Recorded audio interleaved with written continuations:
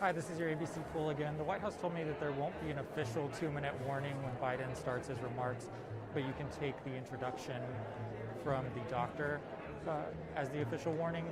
They'll also try to give me a heads up when everybody is about to be introduced into the room.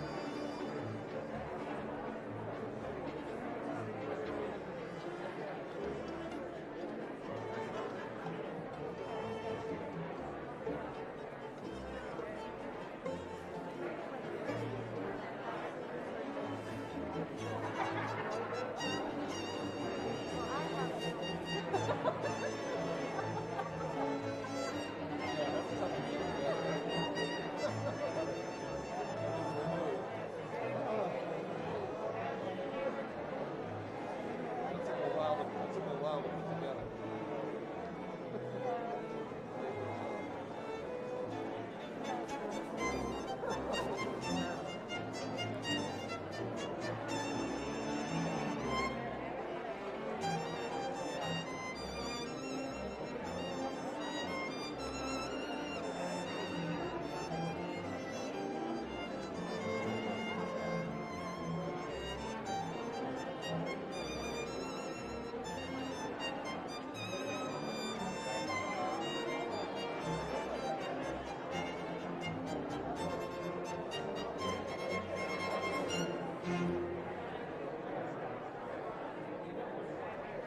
Hey there, yes, that's the latest we've been told as far as guidance for his remarks.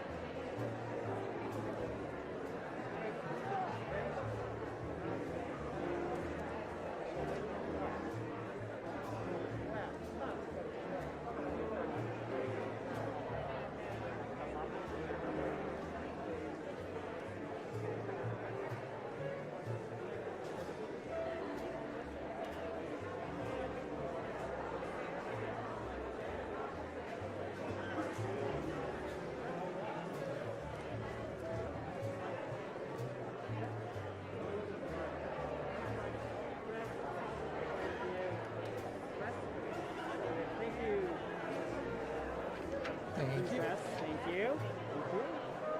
Oops, and the biggest microphone ever. Thank you.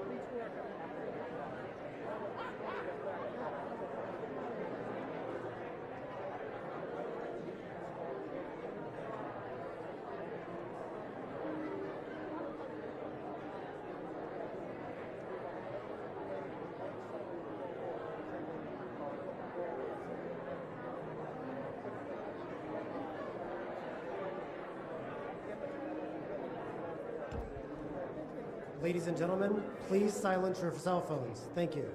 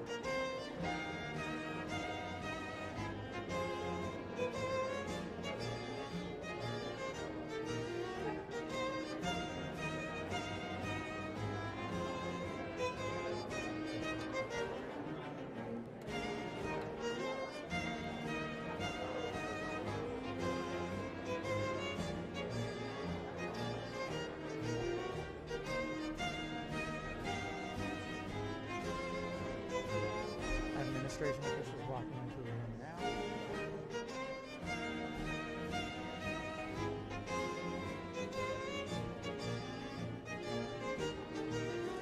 Still no introduction of the President and First Lady.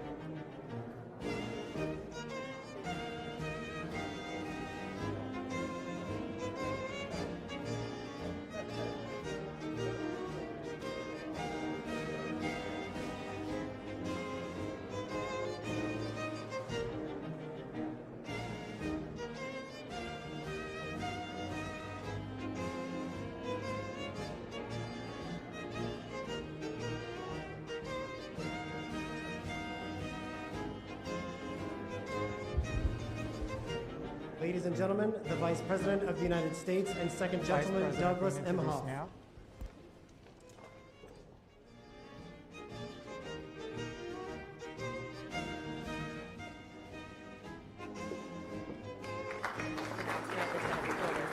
Okay. That'll happen in 2 seconds.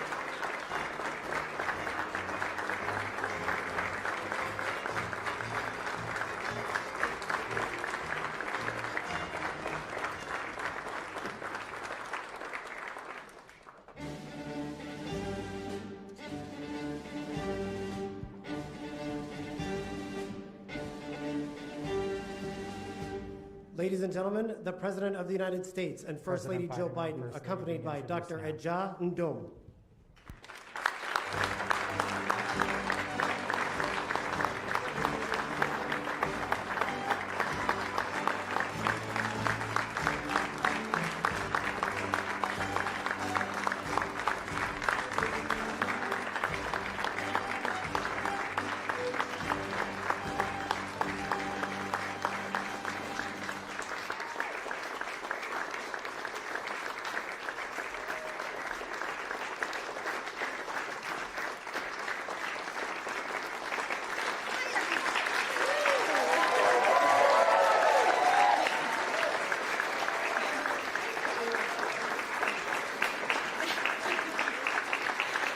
Thank you very much.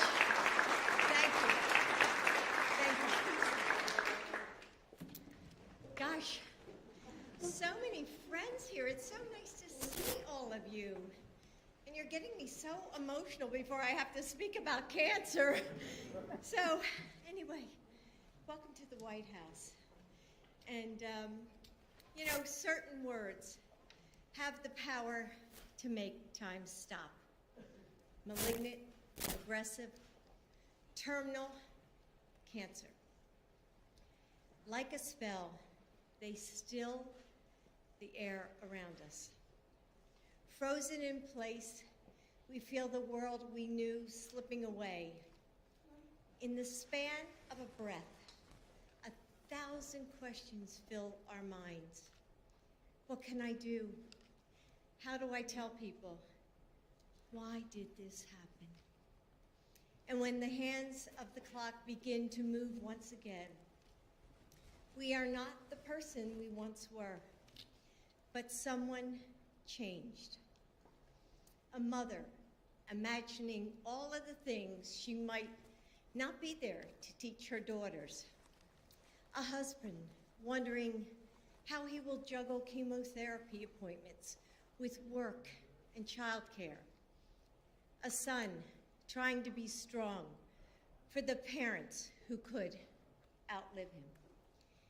It's not just patience. Cancer changes everyone it touches. And in some ways, it touches us all. For Joe and me, it has stolen our joy. It left us broken in our grief. But through that pain, we found purpose, strengthening our fortitude for this fight to end cancer as we know it.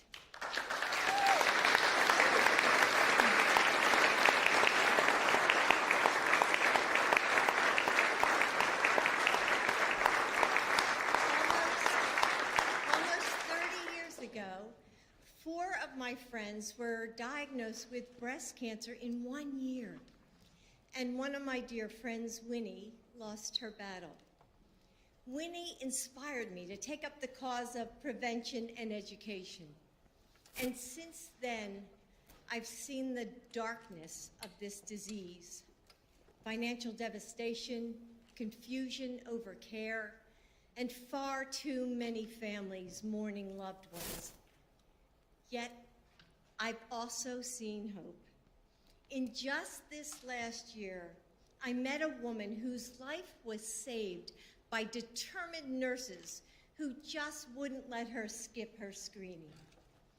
I met a doctor who was inspired to become a cancer researcher because she survived her own diagnosis as a child. I've seen people come together from rival companies or opposite political parties, sharing knowledge and finding common cause, united by the chance to save lives. A cancer diagnosis today may still leave us feeling hopeless, but we are not hopeless and we are not helpless. We are living in a golden age of research and discovery. We can end this terror, and all of us have a role to play. Because this isn't just about hoping that one person will decipher the answers alone. It's about listening to patients and survivors and their families and easing the burden they face. It's about the individual choices we can make to stop this disease before it's too late, to get screenings, to be vigilant with our health. It's about federal and state governments, the business community, and nonprofit organizations all helping to make those screenings more available and accessible. It's about bringing the brightest minds and the fiercest hearts to the table to learn and to collaborate and to discover together. Yes, cancer has the power to rewrite our lives, but we have the power too. More than we even know. We can stop it in its tracks. We can comfort and discover and dream our way past its paralysis. We can come together and rewrite the story that cancer tells. Now, as your First Lady, I'm deeply proud to be a partner in the commitments we're making to the Cancer Moonshot today. We're ensuring that all of our government is ready to get to work. We're going to break down the walls that hold research back. We're going to bring the best of our nation together. Patients, survivors, caregivers, researchers, doctors, and advocates, all of you, so that we can get this done. And I want you to know that I'll be there working right beside you. So I'm so honored to welcome all of you here to the White House today to take this next step. Together, we will give Americans a reason to hope. We will use this power of this White House to make your life better. And we will build a future where the word cancer forever loses its power. Thank you.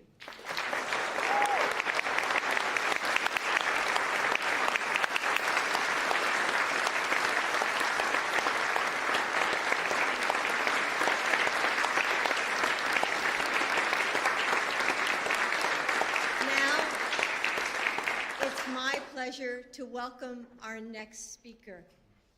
Vice President Harris knows the heartache of cancer, but she also knows how much hope can be found in our scientific community. She knows it because she saw it firsthand in her brilliant mother, who dedicated her life to researching breast cancer. Kamala, you honor your mom's memory every single day, but I believe she's especially proud of you today. Please welcome the Vice President of the United States, Kamala Harris.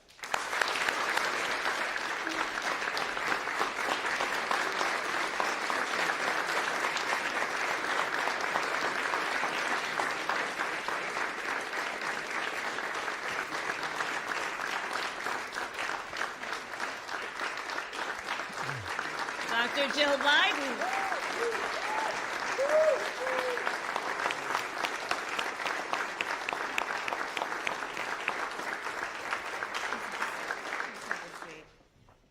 First Lady, Dr. Jill Biden, President Joe Biden, thank you both for your incredible and long-standing leadership on an issue of national importance, yes, and of personal significance to so many of us, including me.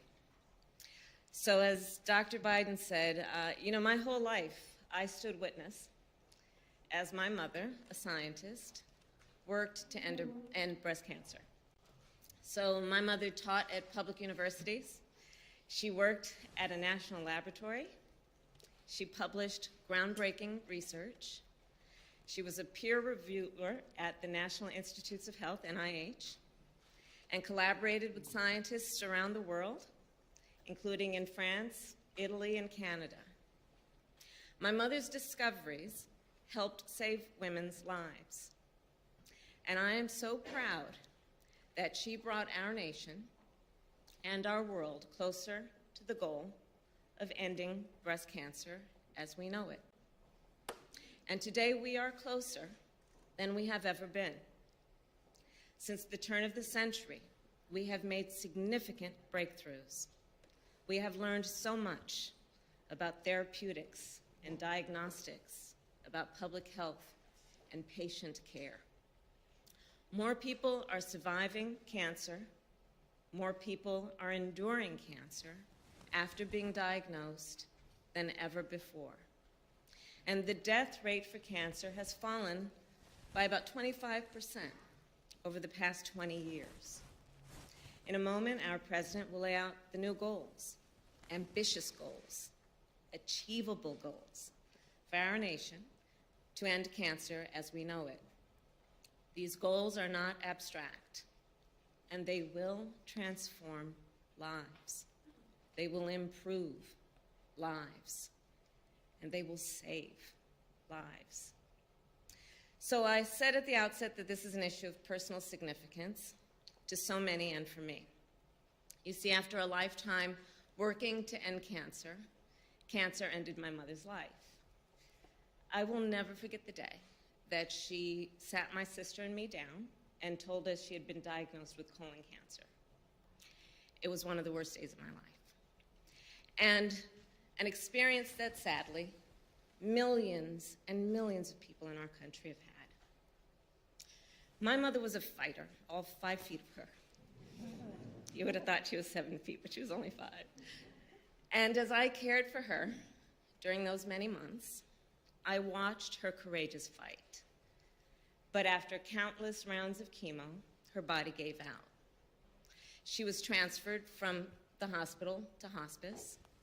And in fact, one of the last questions she asked the hospice nurse was, "Are my daughters going to be okay?" I miss my mother every day, and I carry her memory with me wherever I go. When President Biden launched his Cancer Moonshot 5 years ago, I of course thought of my mother. We may not have ended cancer as we know it, not then, but there is still so much work to do, and we are so much closer. The President's Cancer Moonshot demonstrates who he our president is. Because as you all know, out of his personal pain, he launched an initiative, this initiative, that will help countless lives, the lives of people he may never meet. This initiative also demonstrates who we are as a nation. In America, we not only dream, we do. We not only see what can be, we see where we can go in a way that when we reach for the moon, we plant our flag on it. So it is now my honor to introduce another leader who for many years has worked tirelessly in the lab and the clinic in that spirit. From Emory University School of Medicine, Dr. Ajay Andam. Thank you.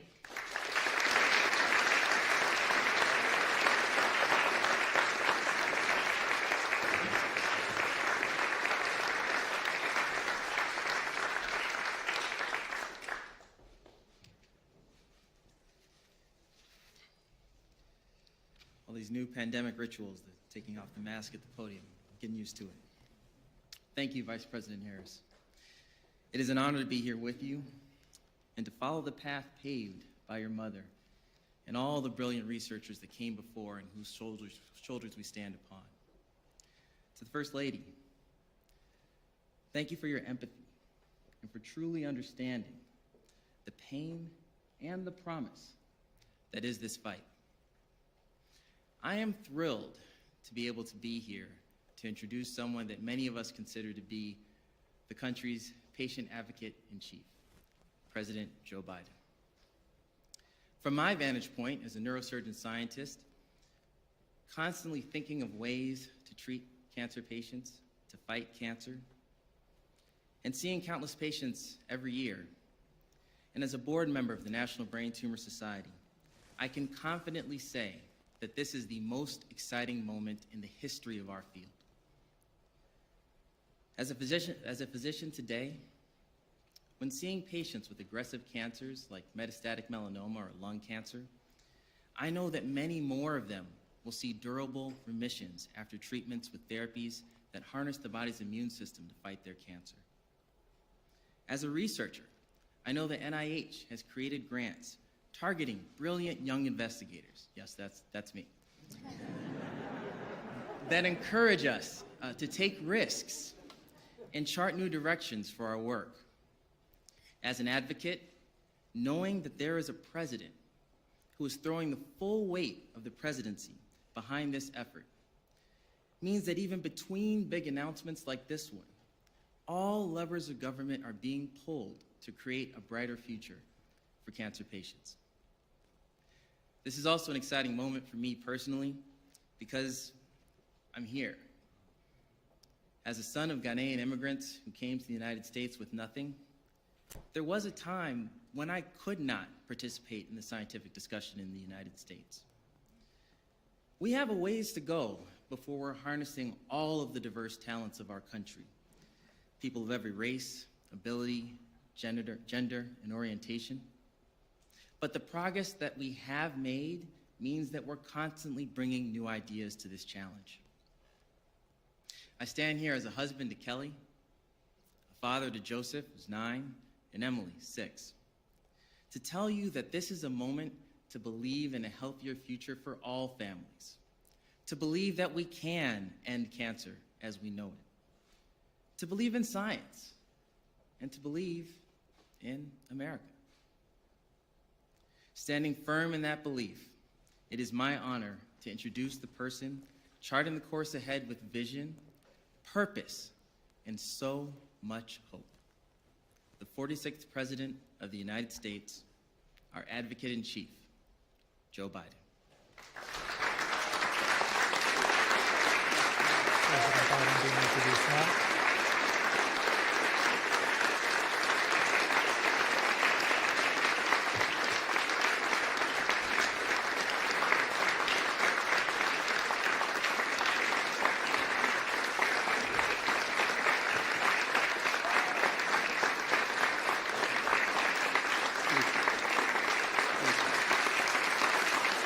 Thank you, thank you,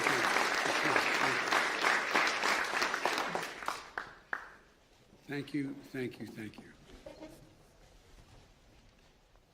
I'm Joe Biden, Jill Biden's husband. I want to thank you, Doctor, for that introduction. But I want to thank you more for all the effort you put in to change, save, alter people's lives, your dedication to it. And as I used to say in the Senate, I think it's still said in the Senate, if you excuse the point of personal privilege, I'd like to see that doctor on the end there. That's the man who spent 18 months trying to save our son's life. Doctor, I love you, whole family.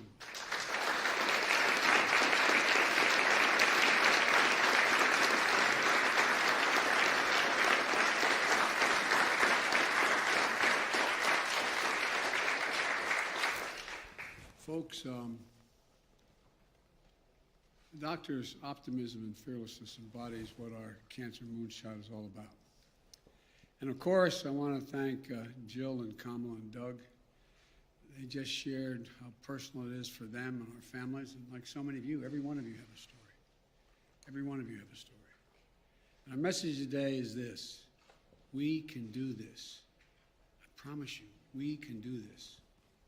For all those we lost, for all those we miss, we can end cancer as we know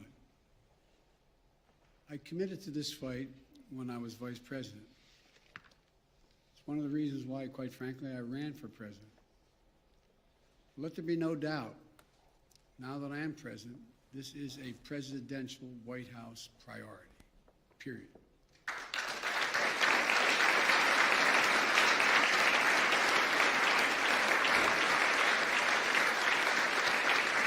You know, the bipartisan members of Congress, and I don't want to start because I'll leave somebody out. But you know, Congress is here. This is, they can tell you, one of the truly bipartisan issues in the United States Congress. I know their votes, but that includes Senator Patrick Leahy, Michael Bennet, Amy Klobuchar, Chris Van Hollen, Sanford Bishop, Representative Joyce Beatty, Barbara Lee, Jim McGovern, Donald Payne, Debbie Wasserman Schultz, Bonnie Watson Coleman, Tom Cole, Brian Higgins. I said I wasn't going to do this. Terry Sewell. And it can be truly an American moment. I'm sure I've left somebody out, for which I apologize. But this can really be an American moment that proves to ourselves and, quite frankly, to the world that we can do really big things. You know, we made enormous progress in the past 50 years. Since Congress passed and President Nixon signed into law the National Cancer Act and declared war on cancer, we learned cancer is not a single disease. You used to think at that time it was a single disease. There are over 200, as you all know, 200 different types of cancer caused by different genetic mutations in our cells. We discover new medicines, therapies, early detection, prevention, measures that extend lives and save lives. In the first 25 years since the National Cancer Act, the death rate from cancer was largely unchanged. Then things began to change. The progress over the last 25 years, the death rate has fallen by more than 25%. But here's the deal. Despite the progress of lives extended and lives saved, cancer is still the #2 cause of death in America, second only to heart disease. In the last 2 years of COVID-19 pandemic, the pandemic has taken more than 800,000 American lives. But that same period of time, cancer has claimed 1.2 million American lives, year in and year out. For too many patients and their families diagnosed with cancer, instead of hope, there's also bewilderment. Remember, Doc, you telling the family that we had to be able to ask questions and you were available because it's a hard road to understand and traverse. The feeling of being on your own, a static adrift in a sea of patients, frustrated that hospitals and doctors can't only easily share your medical records or help find answers when there's minutes count, having to advocate for even the most basic care and attention for your loved one, a flood of information, completely different language, in many cases with no one to help you decipher it. Being within reach of a therapy that's too expensive, or your insurance won't cover it. Despite all the progress, there's still a sense of powerlessness, guilt that maybe you're not doing enough because you don't know enough, and fear. So when President Obama asked me to launch our Cancer Moonshot in our administration, our goal was to bring a new sense of urgency to make the system of prevention, research, and patient care to take advantage of the 21st century science and technology. We began the process. Many of you in this room were part of that. We harnessed the resources of the federal government to change the culture, increase cooperation among scientists, and break down some of the silos. I note parenthetically, I remember I wanted to transfer a particular scan from a hospital in Pennsylvania to a hospital in D.C. And I was told I couldn't do it. I wasn't able to do it. Could transfer just about anything else in the world, but it couldn't do it. Because the hospitals didn't want the other hospitals to have access to their, because the patients could change their mind with all the records. That included everything from making federally funded cancer research more accessible to the public instead of hiding behind a paywall. We launched trials.cancer.gov so everyone can look up cancer clinical trials across the country and around the world. I travel the country, bringing together leaders of healthcare, technology, education, business, and technology. I visited most of the major cancer centers literally in the world, met with heads of state in those countries, and decided how we could work together to try to make progress. I remember a particularly good meeting in Australia. One of the final pieces of legislation that President Obama signed into law was the bipartisan 21st Century Cures Act, with the help of members of Congress, particularly, I don't know, is Fred Upton here? Fred, are you here? Well, Fred Upton is part of it, and Diane DeGette in the House. It streamlined the Food and Drug Administration, FDA, so that new cancer treatments can be evaluated faster. It provided 7 years of new funding, including research on cancer disparities, trial networks to discover new drugs and new efforts for childhood cancer. President of the Senate, as President of the Senate, I presided over the overwhelming vote after the election had already taken place, the presidential election, when everything is supposed to come to a screeching halt, a bipartisan vote to fund over $6 billion. And I watched my friend, and he is my friend, we disagree a lot, Mitch McConnell, stand there and ask unanimous consent to name the cancer provisions after our son, Bo. Cancer Moonshot brought the country and the world closer together on this issue. And when we left office, Jill and I knew we had to keep it going. So we took, and a lot of you, we had 5 Nobel laureates and others who were involved. Through the Biden Cancer Initiative, we focused on turning the Moonshot into a movement to create the cancer research and care system that most people think we already have and that they all deserve. But they don't know we don't have it till they try to deal with it. And everywhere we'd go, people would share their stories. In grocery stores, airports, rope lines. While we heard stories of loss and despair, the stories began to change just a little bit, a change of feeling, real hope. but not because of me and Jill, but because of all of you in this room and so many more at home. Doctors, researchers, advocates, caregivers, patients, survivors. And that's why today I'm proud to announce our plan to supercharge the Cancer Moonshot as a central effort of the Biden-Harris administration. It's bold, it's ambitious, but it's completely doable. Just as we harness science to develop cutting-edge COVID-19 vaccines and treatments, we'll bring a fierce sense of urgency to the fight against cancer.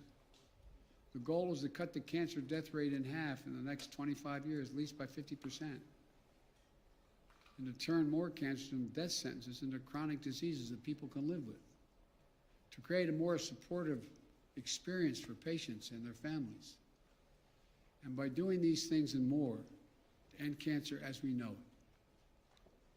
And here's what we're fighting and how we know what cancer looks like today. A disease where we often diagnose it too late. We have too few effective ways to prevent it. The stark inequities based on race, disparity, zip code, sexual orientation, gender identity, and other factors still persist. And we know too little about why treatments work in some patients in the exact same, that same patient with the exact same diagnosed cancer, it doesn't work in that patient. Where we still lack strategies to develop treatments for some cancers. Where we don't do enough to help patients and their families navigate through the process.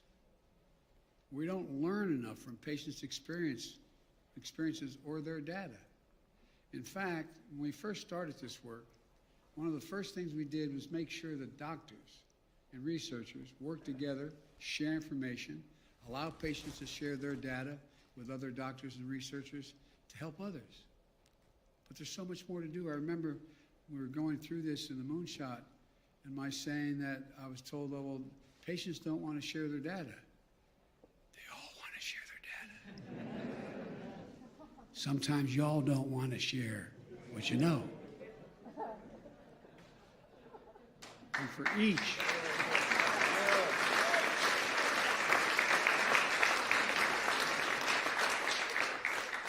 of the ways we know cancer today, we know we can change its trajectory.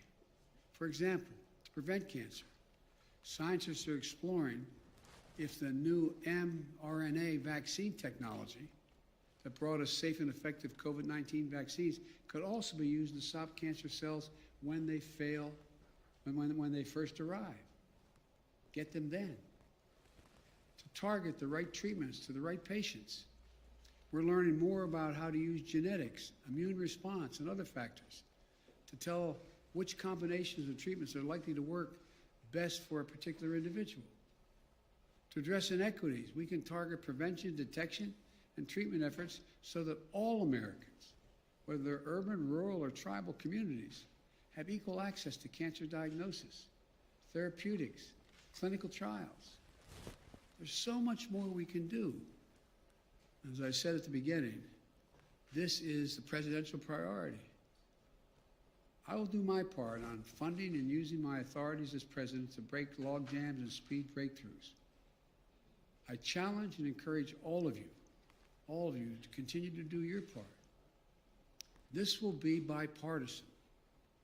This will bring the country together, and quite frankly, other nations as well. Here's some of the actions that I'm announcing today. First, I formed a new cancer cabinet, which is convened we will convene in the coming weeks to include members of the cabinet who are here today, all the people sitting on the stage here. They'll drive a whole of government effort to unleash every possibility within our power, within their jurisdictions. The White House Office of Science and Technology Policy, led by senior scientist and advisor Dr. Eric Lander, sitting on the end there, will chart the path for the Cancer Moonshot for 2022 and beyond. I'm calling on Congress to fund my proposed ARPA-H, the Advanced Research Project Agency for Health. This will be a new kind of entity within the National Institute of Health, the NIH, with autonomy and authorities to drive unprecedented progress in biomedicine. It's based on DARPA. Most everybody knows in this town what DARPA is. That's the Defense Department's Advanced Research Project Agency that has led to breakthrough technologies that protect our national security, from the internet to GPS and so much more. ARPA-H will have a singular purpose to drive breakthroughs to prevent, detect, and treat diseases including cancer, Alzheimer's, and diabetes, and other diseases. And I think there's strong bipartisan support for this. But it costs money. And these are the best dollars we could spend. So we got to get it done. We got to get it done now, not wait any longer. I'm also calling on the scientific and medical communities to bring the boldest thinking to this fight. I'm calling on the private sector to develop and test new treatments, make drugs more affordable, and share more data and knowledge that can inform the public and benefit every company's research. And I'm respectfully calling on people living with cancer and caregivers and families to keep sharing their experience and pushing for progress. You'll have a voice and a seat at the table, I promise you. And here's the one thing we can all do. America has missed more than 9 million cancer screenings in the last 2 years because of COVID. 9 million. We have to get cancer screenings back on track and make sure they're accessible to all Americans. So today I'm announcing a call to action for cancer screening and early detection. If you were supposed to get a cancer screening during the pandemic, call your primary care doctor today. If you're that doctor, talk to your patients. Get a screening schedule, whether it's in the office at home or through telehealth visit. Because the Affordable Care Act now will cover most private insurance plans as well as Medicare and Medicaid to cover the recommended preventive care screening free of charge.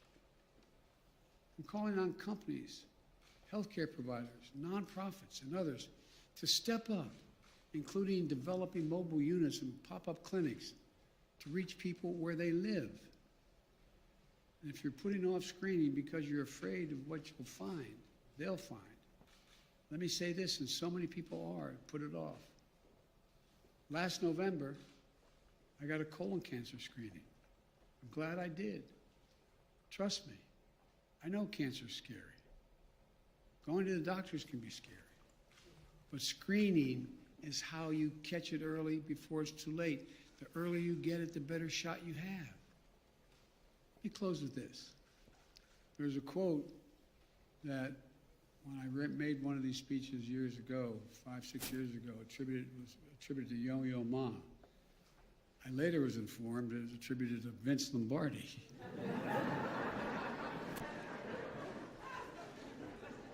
But whoever the hell gave the quote, it makes sense. Here's the quote. Practice makes permanent. Only perfect practice makes perfect. My challenge to everyone involved in this fight against cancer, take a hard look at your practice. Ask yourself if you're practicing perfectly. Or am I practicing to make the old way permanent? Old practices have created data silos, minimize the role of patients, foster the wrong kind of competition instead of the right kind of collaboration. I know we can get this right. I'm positive we can. By not losing sight of the ultimate goal, the patient's health. And by not losing sight of something else, I also believe.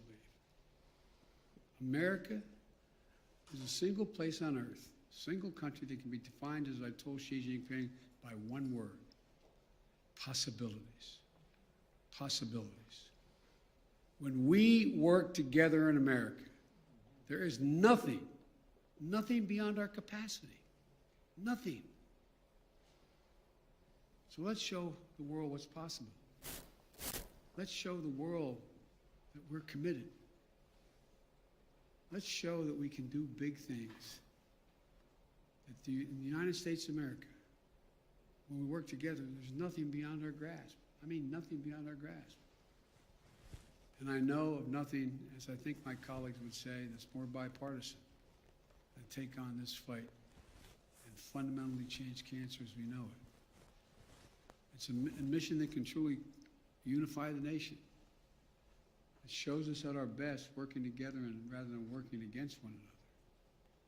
For every patient asking for one more day, I remember I met with over 3,000 researchers in the various organizations. And they're good. They're devoting their whole lives to try to save things. And they work really long hours, but they're not practitioners. They've not had that patient come up and say, "Doc, can you give me just 2 more weeks so I can see my daughter married?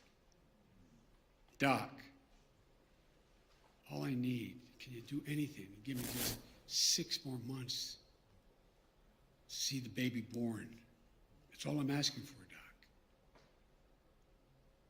There's a sense of overwhelming urgency. Overwhelming urgency. If you're a patient or a family member of a patient.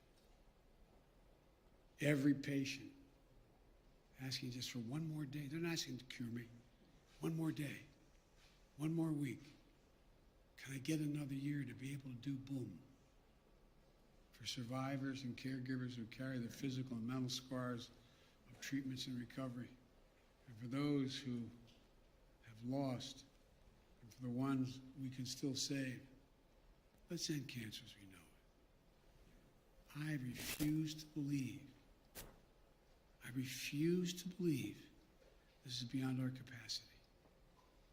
I refuse to believe it. You know, when I put together the Cancer Moonshot, I was vice president. The president gave me authority to task anyone in the administration. When they found out I had the Department of Energy and Ernie Moniz, when they found out I had NASA and a lot of other agencies, looked at me like, "What's the matter with you?" I said, "Guess what? NASA knows more about radiation than all of you." Seriously. In Ernie Moniz, we're at a place where we get a billion calculations per second. And it goes on. Skills people never thought would impact on this can do it.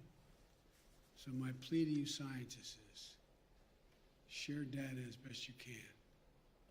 My plea to my members in Congress is let's fund this particular program and focus on it till we beat it. The American people, keep the hope alive. There is hope.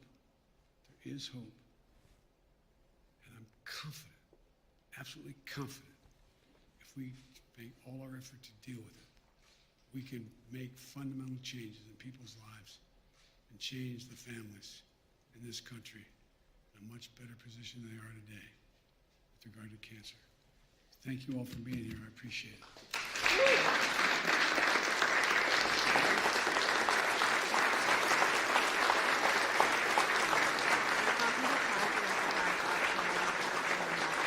Okay. You switch out with Natalie? Yeah.